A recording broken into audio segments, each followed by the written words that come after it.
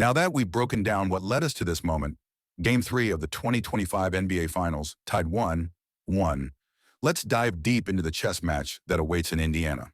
In this part, we'll dissect the matchups, uncover key adjustments, break down stats and betting odds, update you on injuries, and give you the final score prediction that could shock you. This is the part of the video you do not want to skip. We begin with the ultimate tactical battlefield, the half-court offense and how it transforms in this new environment. After 2 games in Oklahoma City that were high-paced and dictated by aggressive wing play and transition efficiency, the Pacers and Thunder now return to Indiana for a matchup that forces half-court precision. Gainbridge Fieldhouse isn't just a different building. It's a different energy entirely. The way the Pacers feed off their home crowd's electricity transforms the tempo, and for a young team like the Thunder, that shift will test their poise and maturity. Let's start with how the Pacers dominated the Thunder in the second half of Game 2. Indiana completely flipped the script by playing through the high post and using Tyrese Haliburton's off-ball movement to drag defenders out of position. Rick Carlisle trusted Andrew Nembhard and Ben Shepherd to hold the ball more, which freed Haliburton to run off screens like a shooter, forcing OKC to make quick communication reads they weren't comfortable making. The result? A 35-point third quarter where the Thunder were left scrambling, rotating a step late on every possession. That's how Indiana erased a double-digit deficit. It wasn't just shooting luck, it was coaching chess. Rick Carlisle adjusted. Mark Datmanol must now respond. So what's OKC's counter? And it starts with Jalen Williams. While Shai Gilgeous-Alexander has carried the scoring load, Williams needs to evolve into the Thunder's X factor. In Game 3, look for Datmanol to unleash him as a playmaker from the wing, attacking mismatches when the Pacers send doubles at Shai. That means high-screen actions with Chet Holmgren and isolations at the elbow, places where Jalen can get a quick first step and collapse Indiana's defense. One underrated stat: OKC's offensive rating when Jalen Williams initiates the possession is 11.4 points higher than when he's off ball. Those are playoff swinging margins. And speaking of Holmgren, he's due. After a quiet Game 2 where foul trouble limited his minutes, expect Chet to reassert himself as the defensive anchor. He'll be asked to hedge high on Pacers ball screens and recover quickly, especially when defending Haliburton-Nesmith pick and pops. That's going to be a critical matchup, as Nesmith has quietly become Indiana's most efficient shooter from the corners. Let's zoom out and look at the numbers. Through 2 games, Shai Gilgeous-Alexander is averaging 32.5 points on 54% shooting, 6 rebounds, 5.5 assists, and 2 steals. He's been the best player in the series so far. But the issue for OKC is that no one else is averaging more than 14.5. They need a second scoring burst to tilt the balance in enemy territory. Indiana, on the other hand, has balanced their attack. Haliburton is at 24 points and 10 assists per game.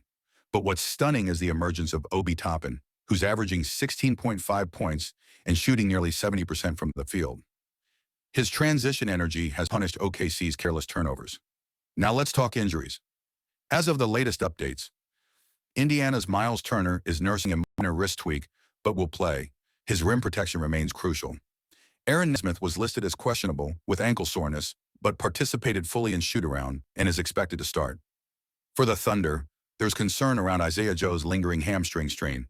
He's listed as probable, but his shooting consistency may be limited. That matters in tight half-court sets. These aren't headline-grabbing injuries, but in a finals this tight, even a slight ankle tweak can turn the series. Let's go even deeper now into the offensive schemes. One overlooked development in Game 2 was Indiana's willingness to run double-dribble handoff actions with Haliburton and Nembhard on opposite wings. This confused OKC's top help defenders like Lu Dort, who normally thrives in isolation coverage, but struggles when asked to rotate from the weak side. Carlisle has identified Dort's hyper-focus on man-to-man as an opportunity to attack team defense instead. Expect Indiana to keep leveraging that. And how does OKC respond? Look for them to experiment with a 2-3 matchup zone in the second quarter to disrupt that rhythm. That change would neutralize Indiana's cutting game and force them to become a 3-point shooting team. But if the Pacers get hot early, that plan may implode fast. Let's now address the game's turning point: momentum. Momentum in the NBA playoffs isn't just about scoring runs. It's about crowd influence, emotional body language, and substitution timing. Carlisle has been timing Haliburton's breaks masterfully, usually sitting him at the 3-minute mark of the first and third quarters, then staggering his minutes so he's always on the floor when SGA is off. That chess move has netted Indiana a plus 14 differential in bench minutes across games 1 and 2. The Thunder need to match that to shorten the rotation. Don't be surprised if Kenrich Williams and Aaron Wiggins combine for under 20 minutes total. It'll be a war of attrition with the starters, and OKC needs to bet on their core five. Let's not ignore the betting lines. As of now, most major sportsbooks list the Pacers as minus 2.5 point favorites at home. The over-under is set at 218.5. The public is leaning slightly toward the Pacers, with 54% of bets placed on Indiana to cover. But here's the kicker. Sharps are leaning Thunder. Why? Because OKC's defense travels, and their loss in Game 2 wasn't due to scheme, it was due to execution. Expect that to correct in Game 3. Statistically, teams tied 1-1 in the NBA Finals who win Game 3 on the road go on to win the series 72% of the time. The stakes couldn't be higher. Now let's add some historical weight. The last team to split the first 2 games on the road and then win Game 3 at home was the 2014 San Antonio Spurs. They didn't just win Game 3, they took over the series.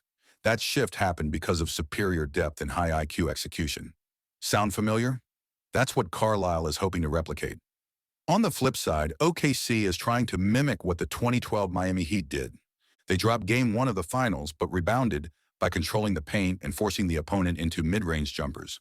For OKC, that means daring Indiana to beat them with floaters and tough fadeaways. Let's return to individual battles. We've talked SGA, we've talked Haliburton. But what about the swing players? That's where this series may turn. Aaron Nesmith versus Lou Dort, an underrated duel. Nesmith's off-ball cuts and corner threes have become essential.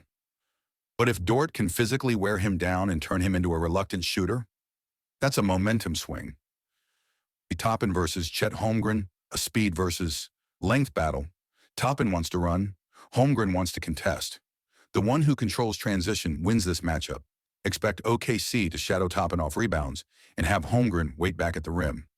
Bench scoring Indiana has outscored OKC's bench by a combined 23 points in 2 games.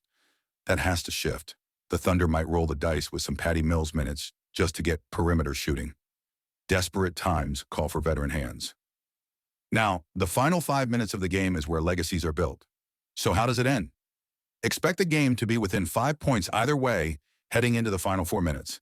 Haliburton will try to break the game open with a dagger 3 or a no-look dish. But Shai, he's built for this. This is where SGA isolates on the wing, drives into contact, and finishes with a mid-range fade, where Jalen Williams cuts backdoor and hammers home a dunk, where Chet Holmgren gets the crucial help block. And with 1 minute left, tied at 104, SGA pulls up for 3. Bang! Final score per prediction. Thunder 112 Pacers, 106. Player of the game, Shai Gilgeous-Alexander 37 points, 6 assists, 4 steals. Betting picks. Take OKC plus 2. 5. Take the over, 218.5. SGA over 30.5 points. Toppin under 16.5. Regression game incoming. This series isn't just alive, it's roaring. And if the Thunder take Game 3 in Indiana, we're talking about a potential classic. So stay tuned, because in Game 4, all bets are off. If you're still with us, make sure to subscribe to Beyond the Box Score. We'll be back with more fire breakdowns, betting picks, and storytelling you won't find anywhere else. Until then, enjoy the finals, because history is being written right in front of our eyes.